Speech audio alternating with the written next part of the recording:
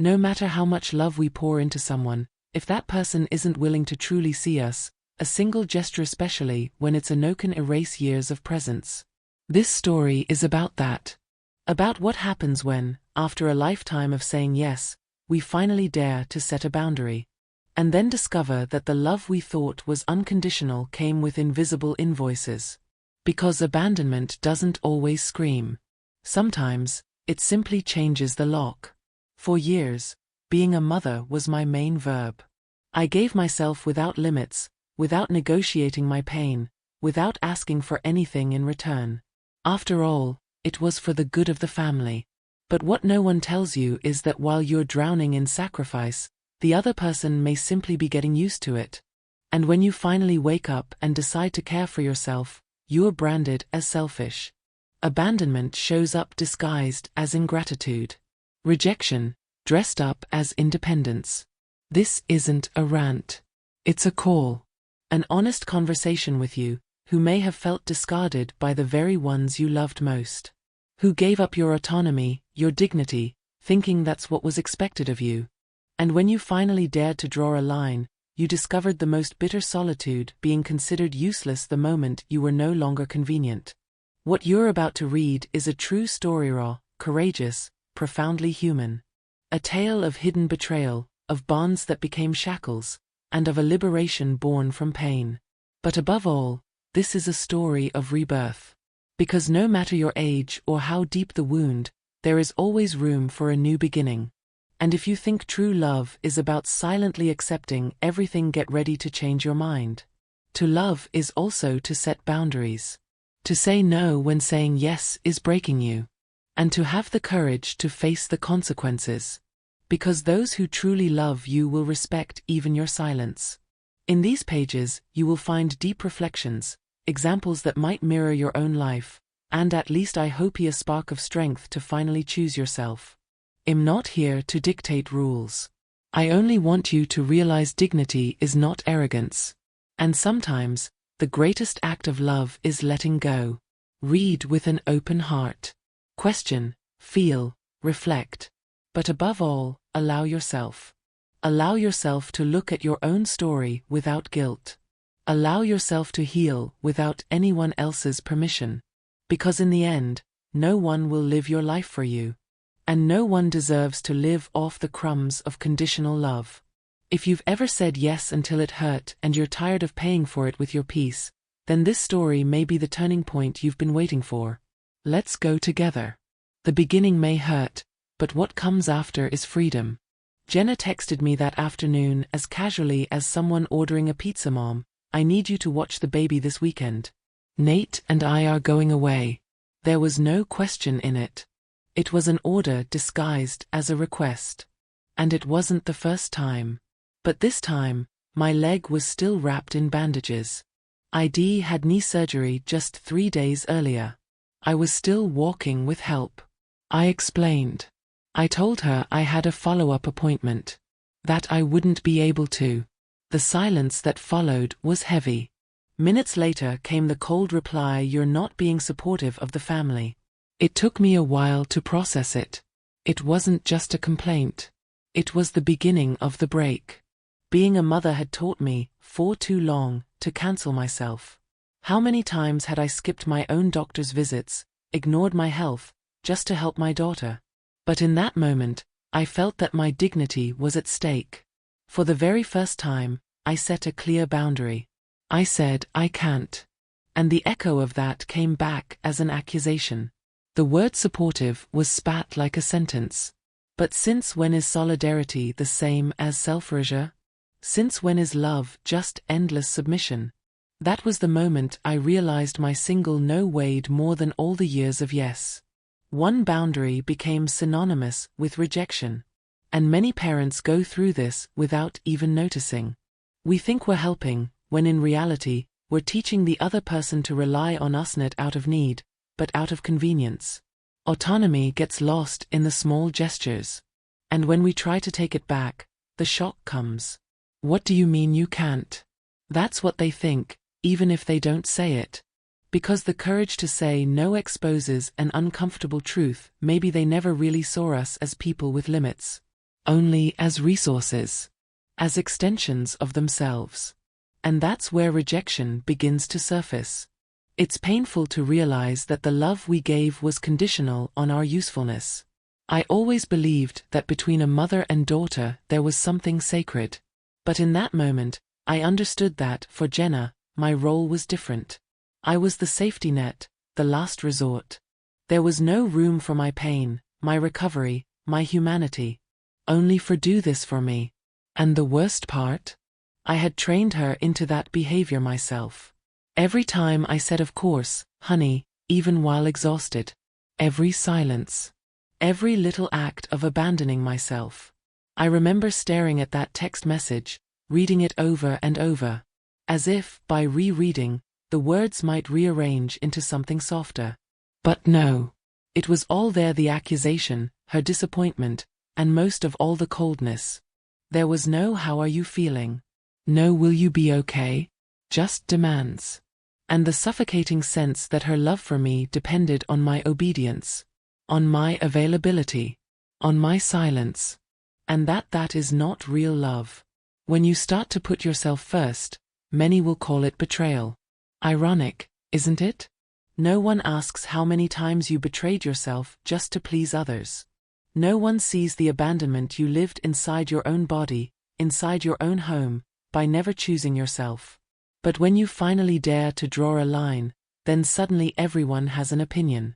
We grow up hearing that love is sacrifice, but no one tells us that healthy love requires reciprocity, mutual care, and rest too. Because no one can truly love while living in constant pain and recovering from surgery. That weekend became the start of a new chapter. Not because I planned it, but because I was shoved into it. Harshly. Without ceremony. At that point, I didn't know yet. I was still making excuses for her. Still thinking maybe she's just tired. Maybe I'm overreacting. But I wasn't. What came next would be harsher, crueler. A clear sign that my no had touched something deeper. Because when your boundary shakes someone else, it's because it reveals a wound they'd rather keep hidden. If you've ever lived something like this, you know what I mean. Sometimes it's not about what you do, it's about what you stop doing. It's the no that speaks louder than 1,000 explanations. And when the other person can't handle it, they respond with distance, silence, coldness. With rejection. What should have been just one weekend turned into a breaking point. But every rupture, no matter how painful, is also an opening. A chance to see yourself. To free yourself. To finally understand that your dignity should never have been a bargaining chip.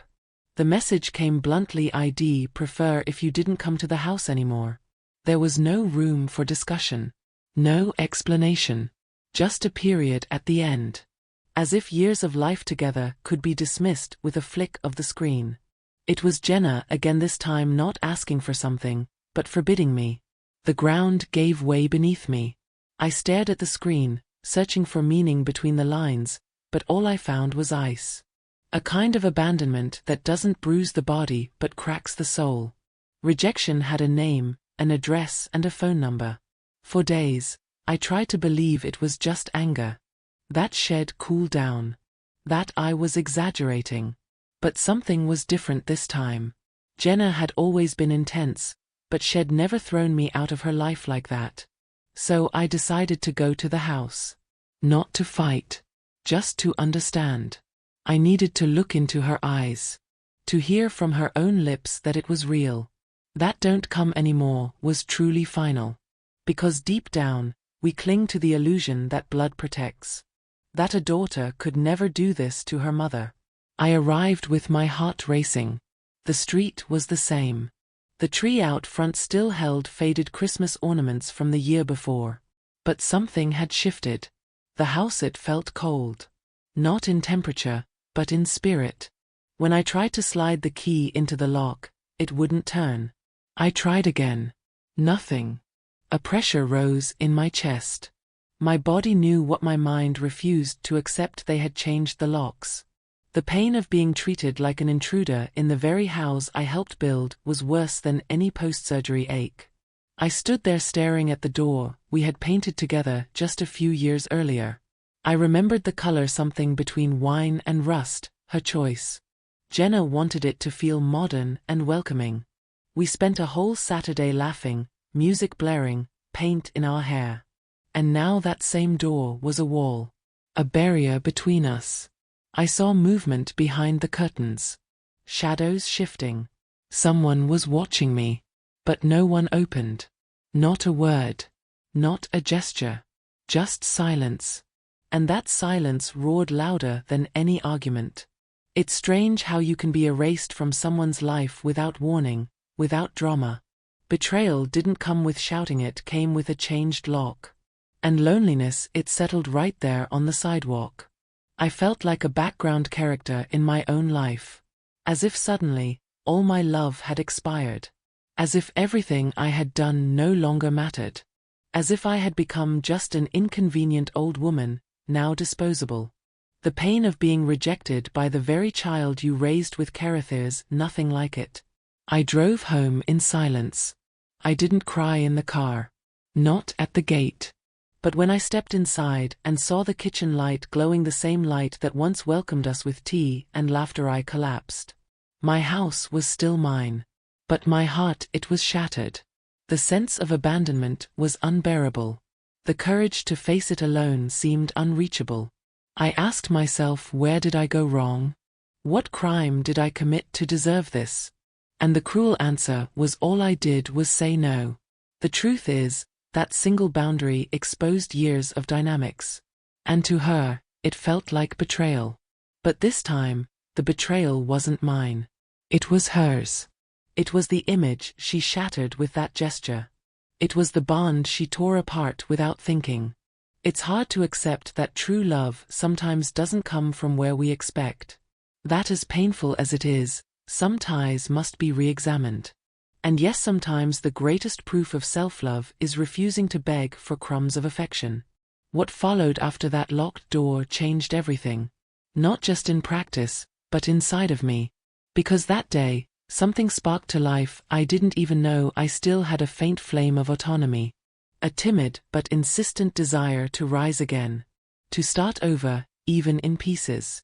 Because if my own daughter could exclude me for daring to care for myself, then maybe it was finally time to fully care for me. Without permission. Without fear. And with the dignity that had been stolen but that I could still reclaim. What came after that locked door changed everything.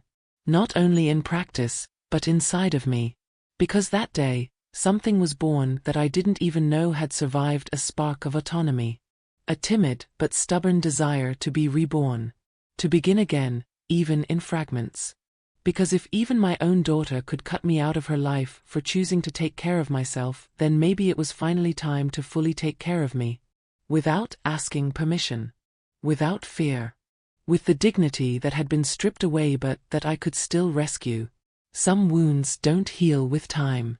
They just learn to hide in the corners of the body, waiting for a new trigger. Returning to Jenna's house, even after that cruel message, was one of those triggers. Something in me couldn't accept it. I needed to face the reality with my own eyes. It wasn't denial.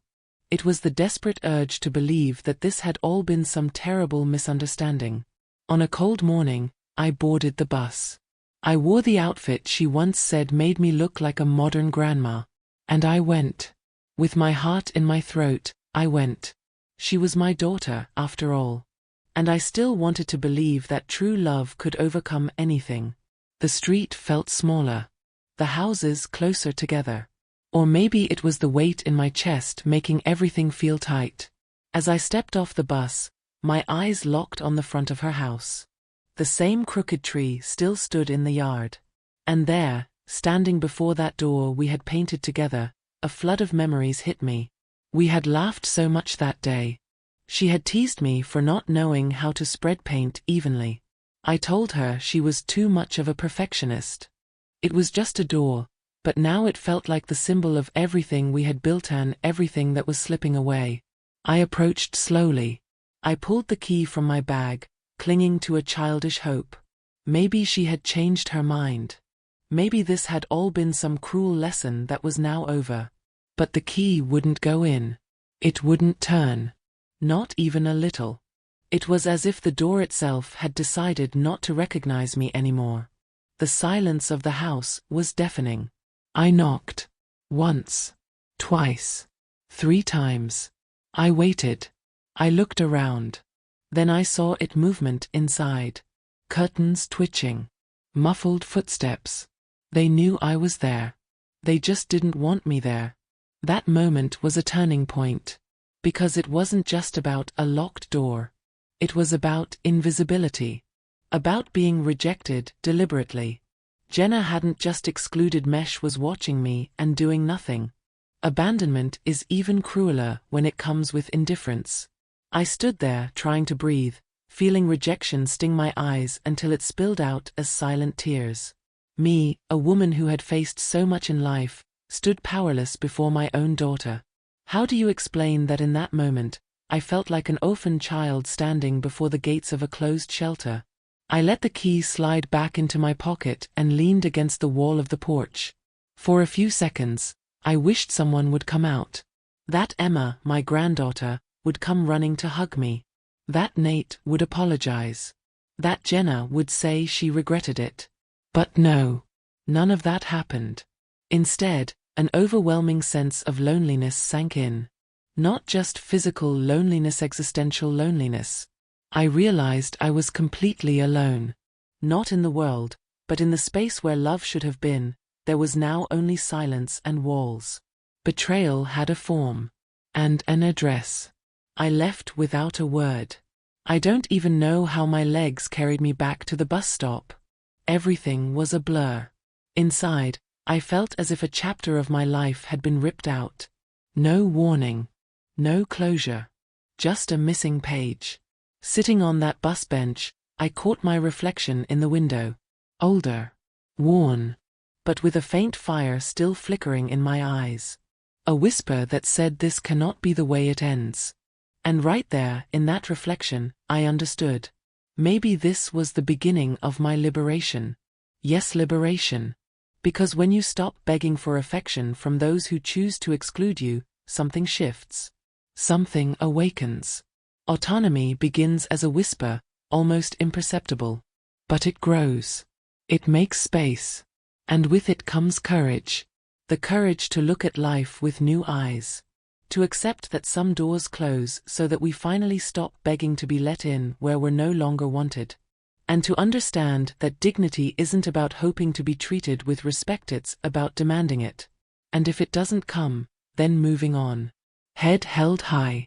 Heart in reconstruction. Of course it still hurt. It hurt deeply. But in that visit, even while being rejected, I discovered something important. The love I had given was never weak. On the contrary, it was so strong that it pulled me back there, even knowing I might be ignored. But now it was time to redirect that love to someone else, myself. Because sometimes, what looks like an ending is only the beginning of a rebirth we can't yet see. Returning home after that episode was like walking into a place that was both familiar and foreign. The walls were still standing. The plants still soaked in the morning sun. But everything felt colder, emptier. Loneliness didn't scream, it whispered. It seeped through the cracks of the windows, sat beside me on the couch. I found myself wandering from room to room as if searching for something I'd forgotten. Maybe it was meaning. Maybe courage. But in that moment, what hurt most was the silence. A silence heavy with everything left unsaid. I walked to the kitchen. Opened the fridge without hunger, just out of habit. And there they were, Emma's drawings. A smiling sun, a blue flower, a heart with the word grandma. It felt like a punch to the chest. Those simple scribbles were witnesses of a love that existed. That still existed, even if now it was being denied to me. I traced the paper with my fingers gently, as if it were sacred. That was all I had left now, memories stuck to the fridge with magnets. Fragments of a time when I was seen, valued. And, most importantly, loved. I sat at the table and faced the past. Not just the recent past. But years and years of dedication. Of loans never repaid, of afternoons babysitting so Jenna could rest. of sleepless nights spent worrying about her. I remembered the first apartment I helped furnish, the bills I paid quietly, the groceries bought just this month. And I asked myself, where did it all go? At what point did my presence become a burden? When did the love I gave start being taken as an obligation? It hurts to realize that you gave everything and it was still not enough.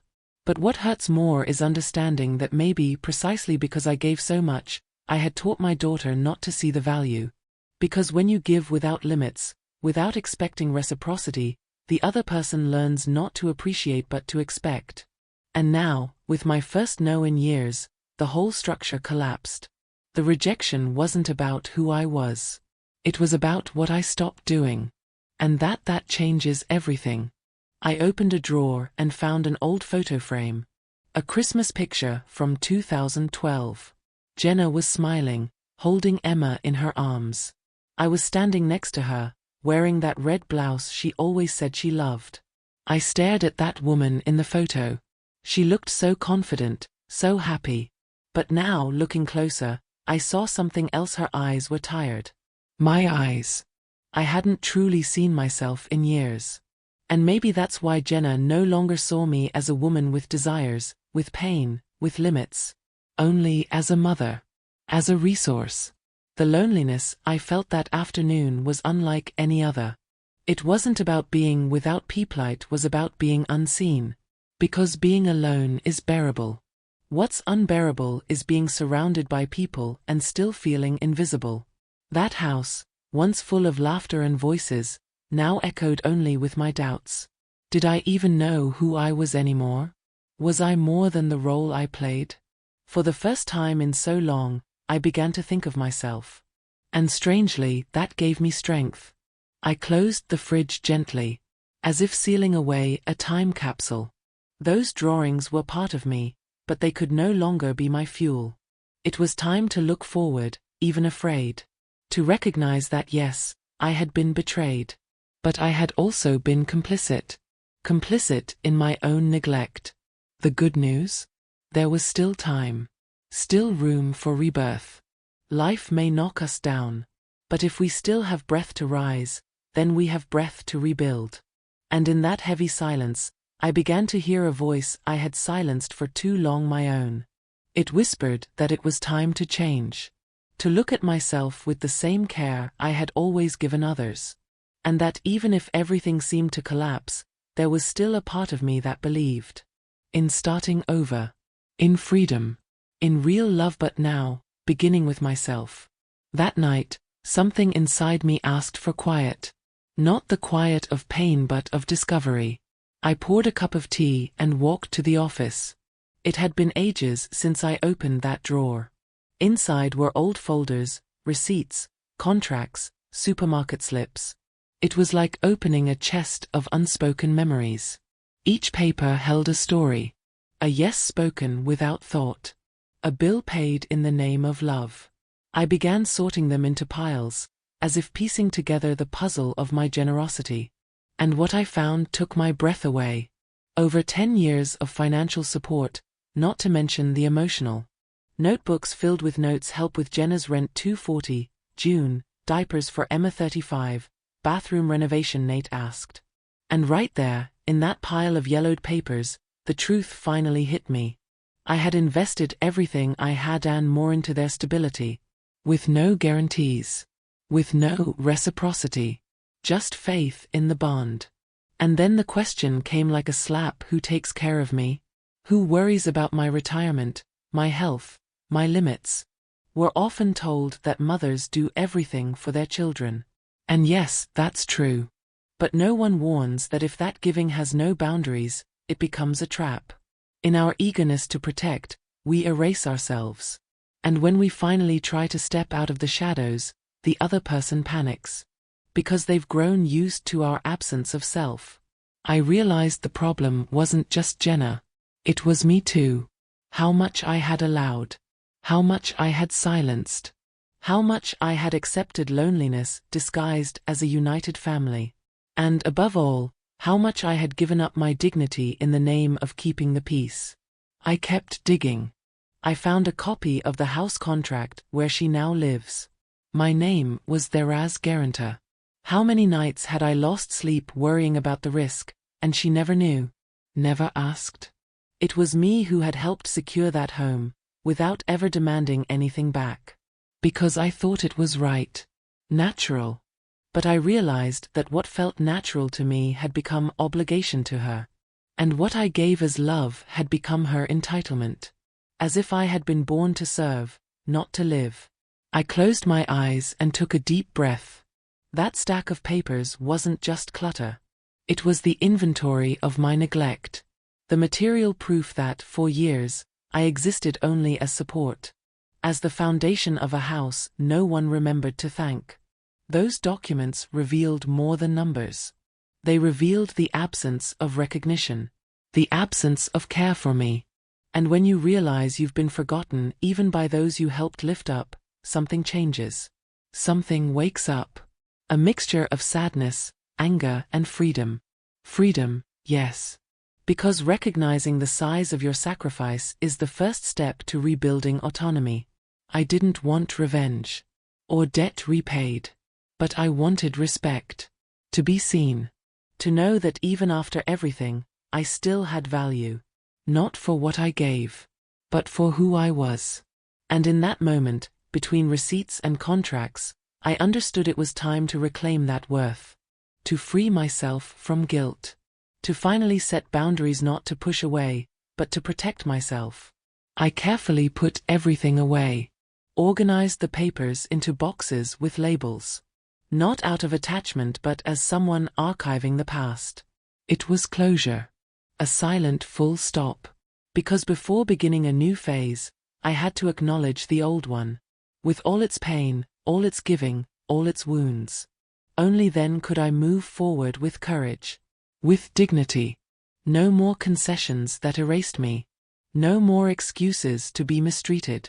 Looking at those boxes, I felt a strange peace. As if, finally, I was holding the reins of my story. It wasn't about money. It was about love. Self-love. And about the decision that, from that day on, things would be different. Because someone who has given so much also has the right to be cared for. And I would start with me. After that night spent shuffling through papers, I barely slept, but the little I did felt different. It was as if something had shifted inside me. For the first time in a very long while, I woke up with a clear thought: I needed to act. Not out of vengeance. Not out of anger. But for myself. It was time to take back the reins of my own life, to step out of the supporting role I had been playing for too long. I picked up the phone and scheduled an appointment with Alan Rivers, the lawyer who had once guided me through my husband's estate. A calm man, discreet, and above all, trustworthy. When I called, I didn't hesitate. I need to undo some choices. I sat across from him, papers in hand. I spoke slowly and deliberately. I told him Jenna had an active power of attorney, that she controlled part of my finances, and that I wanted it revoked. His eyebrows lifted with surprise, but there was no judgment in his face. He simply asked, "Are you sure about this?" I didn't waver. More than ever. Saying those words out loud was liberating. It felt as though, with that one phrase, I was reclaiming a missing piece of myself. Alan calmly explained the process, the deadlines, the paperwork needed. And right there we began. A small step in practice, but one with enormous weight, the weight of autonomy. While he prepared the documents, I spoke about my will. I told him I needed to reevaluate. That I wanted to include those who truly loved me and remove those who only saw me as an ATM with overdraft affection. He listened carefully, never suggesting harsh cuts, just reminding me the law allows you to arrange your inheritance with freedom, within its limits. And that word limits echoed in me. Because that was exactly what I was learning to set. Not out of cruelty, but out of self-respect. I was done rewarding betrayal with inheritance. I went home feeling a strange blend of relief and fear. It was like shedding an old identity, the identity of the mother who was always available. Yet, it also felt like the birth of a new woman. Firmer. More self-aware. I sat on the couch and wrote myself a letter. A silent vow I promise never again to abandon myself out of fear of rejection. I cried when I finished. Deep down, I knew this was the most important promise I had ever made. Even more important than the one I had once spoken at the altar with Jenna's father. Making this move didn't mean I stopped loving my daughter. On the contrary, I still loved her. But now, I loved her with dignity. Without erasing myself. Without betraying my own soul. And, most importantly, without accepting to be treated as disposable. Love without boundaries becomes a prison. And I had already spent too much time locked inside an invisible cell, built out of silence, waiting, and blind hope. It was time to leave. And I wouldn't apologize for it. Because courage isn't the absence of fear, it's moving forward even while trembling. 2 days later, Alan called me. Everything was already in motion. The power of attorney had been officially revoked. The first draft of the new will was being adjusted. And with that, the first waves of consequence began. Jenna didn't know yet. But I knew that when she found out, confrontation would come. I needed to be ready. Not with weapons. But with clarity. Clarity about what I would accept and what I would no longer accept. Her reaction would be hers to carry. But the choice to protect myself, that was mine. And this time, I wouldn't go back. For me, reacting wasn't about severing ties. It was about weaving new ones. With stronger threads. With fairer patterns. And, perhaps, with fewer people. Because not everyone who shares your last name deserves your time, your energy, or your affection. Sometimes the very family you built is the one that broke you the most. And only by setting boundaries can you discover who truly stands beside you and who was only ever interested in what you could give. That day ended with a feeling I hadn't known in years. Peace. For the first time in so long, I didn't feel guilty for taking care of myself. In the quiet before sleep, I stared at the ceiling and thought maybe this is what rebirth really means. It's not about becoming who you were again. It's starting from scratch, carrying with you everything pain has taught. And most of all, knowing that from this moment forward, you choose who gets to enter and who has to leave. The first practical step was simple. I sat in front of the computer and logged into my online bank. The website was familiar, but the feeling was new. I wasn't there to pay bills or check balances. I was there to close a chapter. I accessed the automatic transfers. There they were, monthly deposits for Jenna, for Nate, even for the girls' health insurance. All scheduled. All ongoing. All invisible. One by one, I cancelled them. Firmly. Without regret. Because that help, once an act of love, had turned into a silent obligation. And I could no longer bankroll my own abandonment. After cancelling the payments, I called Claire, my niece. A sweet young woman, thoughtful, the kind who remembered birthdays and ordinary days too. She never asked for anything. Never demanded. She was simply present. I told her I wanted to talk. When she arrived, I brewed coffee and went straight to the point. I want to open a fund in your name. Her eyes widened in shock. I thought she would refuse. But instead she cried. Said she didn't understand why. And I answered, because you care for me without expecting anything in return. And that is too rare. With Alan's help, I created a small financial fund under her name. Nothing extravagant, just symbolic. A gesture of gratitude, of recognition. It wasn't about money. It was about value. About honoring those who loved out of sincerity, not convenience. As we signed the papers, I felt a new peace. As if I were healing a part of me that had always felt used. Yes, the world spins, but sometimes, we have to be the ones to give it the first push.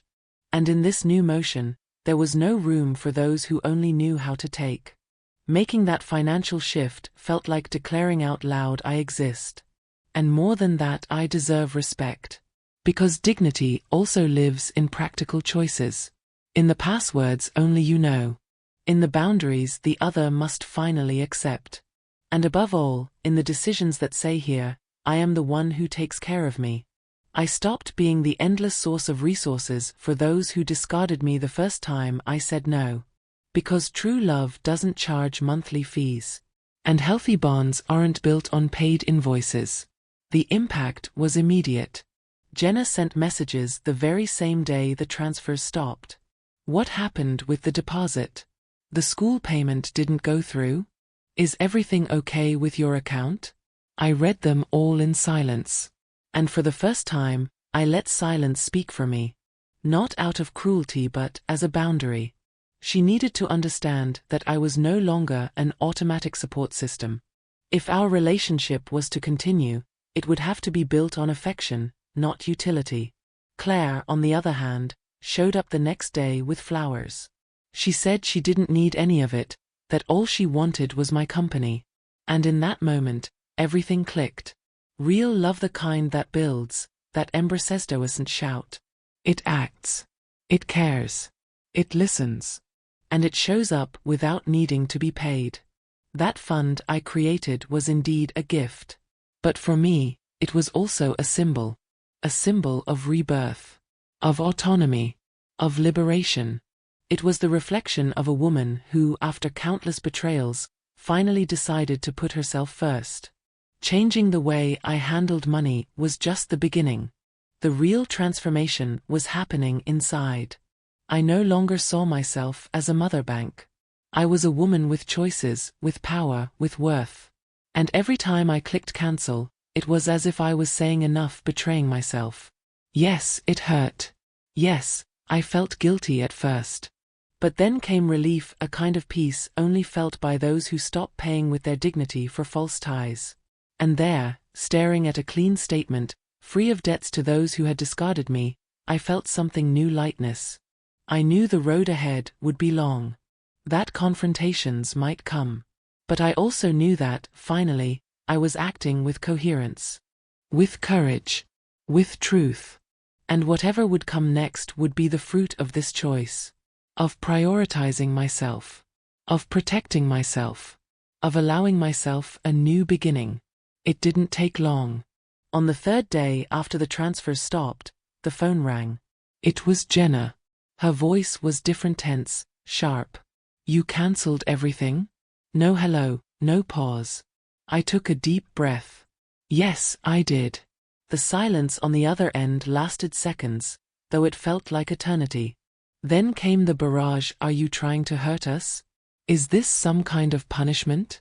And with the same calm I had when I signed those papers, I answered, It's not punishment, Jenna. It's a boundary. It was like striking a match near a barrel of gunpowder. She exploded. She accused me of being selfish. Said I was turning my back on family. That Emma would miss out. But beneath all the accusations, I realized something: she wasn't talking about me. She never asked how I was. She didn't mention my surgery, nor the silence that engulfed me after her rejection. She was talking about money. About control. About broken expectations. And that's when it hit me: she wasn't angry about my decision. She was angry because she lost the power she once held over me. Because those who are used to controlling panic when the key slips from their hands. Nate joined in 2 days later. He sent a long message, dressed up in rational tone. Said he understood my side, but that I should consider the emotional consequences for the girls. Reading that, I almost laughed bitterly. Him, the same man who had once changed locks and left me standing outside, now preaching about emotional consequences? The hypocrisy came with flawless punctuation. I didn't respond right away. But I took note. Mentally, this was their dance. To come closer only when the money stopped flowing. Because love doesn't only show up during financial emergencies. When I finally replied, I was clear: Emma will always have my love, my arms, my time. But I will no longer be the provider of an unfair system. My dignity is not for sale. There was no reply. No protest. No appeal. Just silence. As if, by finding firmness, I had pushed them back. Not out of respect but out of strategy. Because losing control over someone who had always been available bruises the ego of those who never had to earn the affection they received. For the first time, I felt free from their subtle manipulation, disguised as family concern. Did it hurt? Of course. It still hurt. But more than pain, I carried a strange clarity that walked with me everywhere. It felt as if, by setting this boundary, I was finally giving voice to the silenced woman inside me. The one who said yes out of fear. The one who confused care with submission. The one who thought being a mother meant accepting everything. Now, this woman had space. And strength. And she no longer needed the approval of those who only knew how to criticize when they weren't being served. Jenna tried again. She sent voice notes, texts, wielding emotional blackmail. Said she didn't know who I was anymore. And maybe, in that sense, she was right. Because I was no longer that woman who said of course, dear to everything. I had changed. I had learned. I had grown through pain. The hardest part? Accepting that, to protect my peace, I might have to let go of the illusion that being a mother would guarantee unconditional love in return.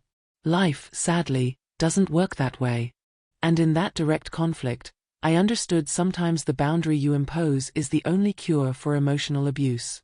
It doesn't matter if it comes from a child, a husband, or a friend. A boundary is not rejection, it is care. Love is also saying not here, not anymore. And when you say that firmly, you may lose some ties but you gain something infinitely greater yourself. And that is not negotiable.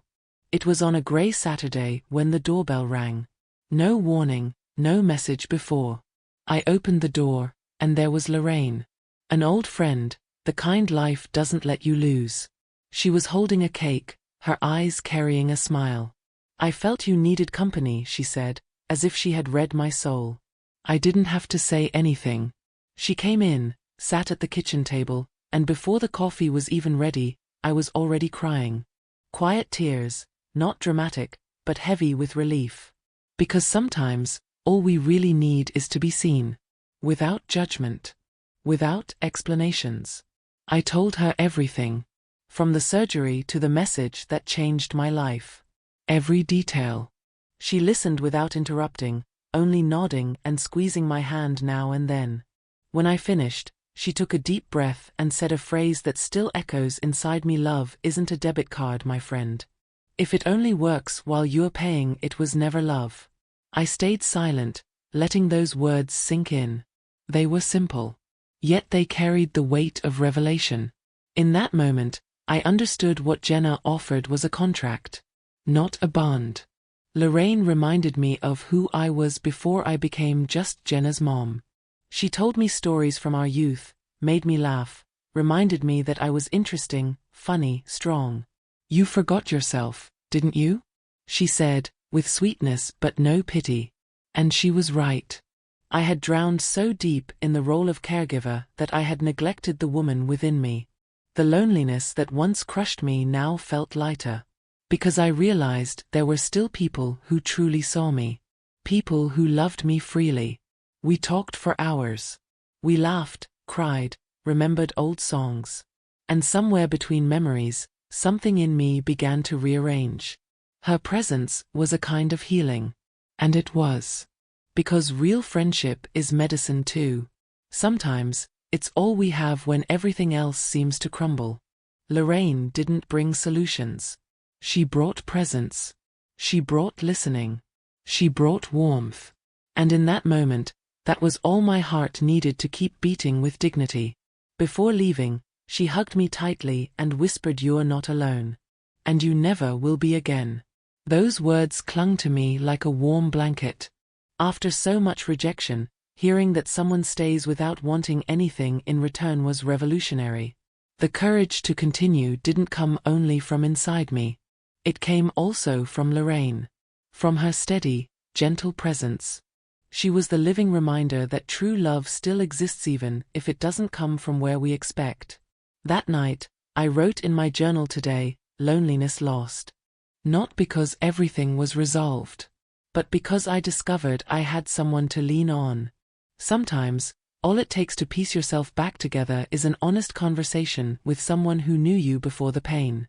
Someone who looks at you not with pity, but with respect. Someone who reminds you that, no matter who rejects you, you are still profoundly lovable in the eyes of others. From then on, Lorraine came by more often. Sometimes with cake, sometimes with wine, sometimes just with silence. And with each visit, she reinforced what I had forgotten I had worth. Not because of what I gave. Not because of how much I helped. But simply because I existed. And that gave me strength. Strength to hold my boundaries. Strength not to cave to guilt-laced pleas. Strength to start again, unafraid. It was there, over coffee and old memories, that a new certainty formed. Family isn't only those who share your blood. It's those who share affection. Those who stay. Who listen.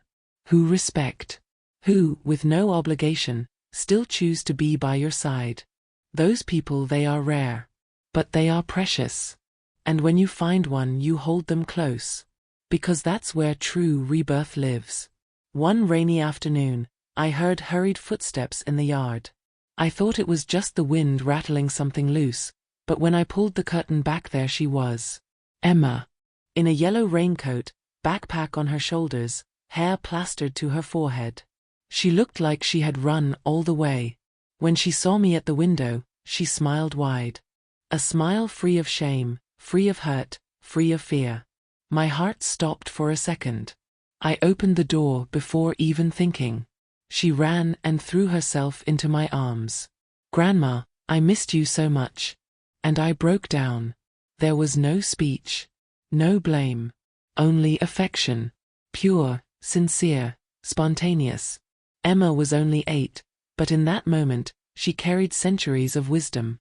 "Mom said you were mad at me." I knelt and took her small hands. "Never, my flower. Grandma will never be mad at you." She pulled out a folded paper from her backpack. A drawing. 2 hearts holding hands, our names written inside. "I made this for you even without knowing if you wanted to see me." It tore me apart inside and stitched me back together all at once. We placed the drawing on the fridge, next to the faded ones from before. And for a brief while, time rewound. We made hot chocolate. She talked about school, her new toy, the tooth that had fallen out.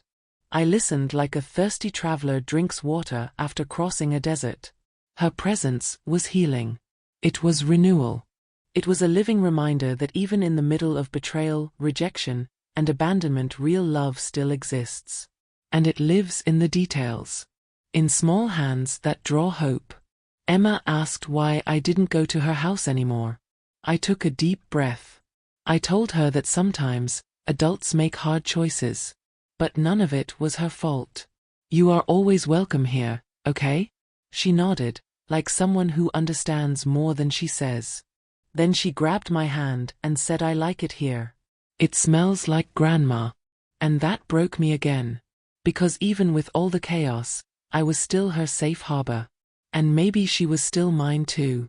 When Jenna found out, the messages poured in. Accusations that I was manipulating her daughter. That I coordinating, undermining her authority. But honestly, I didn't even bother to answer. Because that reunion with Emma wasn't an intrusion. It wasn't a rebellion. It was a calling. A bond so strong that not even her mother's control could sever it. That moment was mine. Ours. And no one could take it away. Because some connections survive even when everything else conspires to erase them. Emma went back home at dusk. Before leaving, she hugged me tight and asked, "You'll call me again, right?" I promised I would. And I kept that promise. From that day on, she visited me more often. Sometimes supervised. Sometimes in secret. But always with the same sparkle in her eyes, that unmistakable light that shines only when love is real. When it's a choice. Not an obligation. When it flows from the soul, not from routine. Emma was living proof that even when everything seems lost, seeds still find a way to bloom. After she left, I stayed on the porch with my heart beating differently. It felt like her visit had reopened a window I thought was sealed forever. But Noit wasn't closed. There was still love. There was still possibility. There was still something to rebuild, even if in a new form. Not the way I once dreamed, but the way life allowed. And that was already enough. Because, in the end, what Emma brought me wasn't just longing. It was hope. It was presence. It was a living reminder that not everything was gone. And that sometimes, light slips in through the cracks. That rainy afternoon, I began to see again. Claire's phone call came like a breath of fresh air. Come spend a few days here by the coast. The ocean helps cleanse the soul. I accepted without hesitation. I packed a light bag, though inside me I carried a heavy load of pain and rediscovery. When I arrived, she welcomed me with cake, tea, and a smile that felt like an embrace. Her home was simple, filled with plants and open windows. Peace in the form of space. And when she handed me a spare key, she said, "Here, you come in whenever you want." A simple phrase, yet it dissolved scars left by too many locked doors. Those days with Claire were filled with walks, comfortable silences, and honest conversations. She didn't demand explanations. She simply offered presence. I slept better. I ate with more pleasure. I felt both body and soul start to rest. Sometimes we have to lose what chains us in order to find what truly belongs to us, she told me one night. And that was it.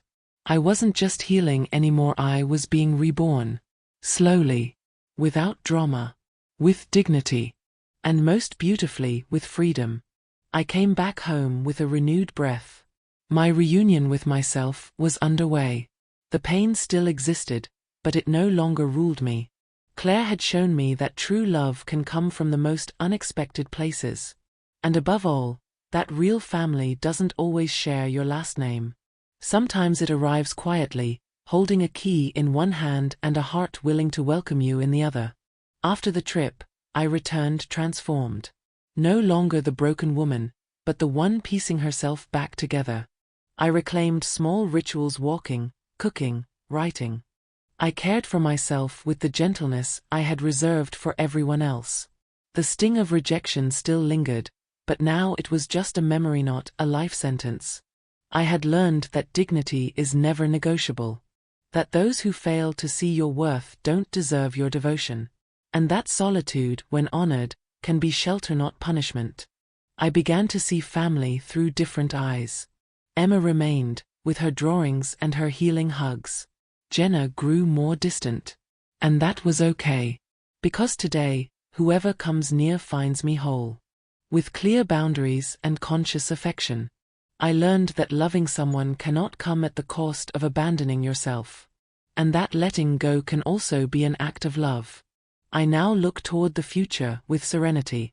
Are there still scars? Yes. But there is also peace. And a renewed certainty I will never again shrink myself to fit into someone else's world. My life now is built upon choices that honor me. And if there is one lesson this journey carved into me, it's that true love begins when you finally choose yourself genuinely, without guilt, without fear, with courage. In the end, it wasn't a rupture. It was a liberation. I didn't lose a daughter, I found myself again. Sometimes the greatest act of love isn't holding on, it's letting go. Letting go of guilt, of expectations, of the exhausting weight of pleasing those who already decided not to see you. Life pushed me to the edge so I could learn how to draw the line. It made me bleed so I could learn how to heal. And today, I know dignity is not coldness. It is self-love. It is knowing when to say no and, in doing so, creating space for what is true to enter. We spend so much time trying to maintain ties that we forget to check if there's still love within them. But when you finally choose yourself, life responds. With new doors. With unexpected reunions. With peace. If this story touched you, subscribe to the channel, turn on notifications, and share it with someone who also needs to remember that love is not submission, it is reciprocity. And if you'd like to keep reflecting with me on courage, boundaries, and new beginnings, we still have so much more to talk about. Because starting over, sometimes, is the only way to truly live.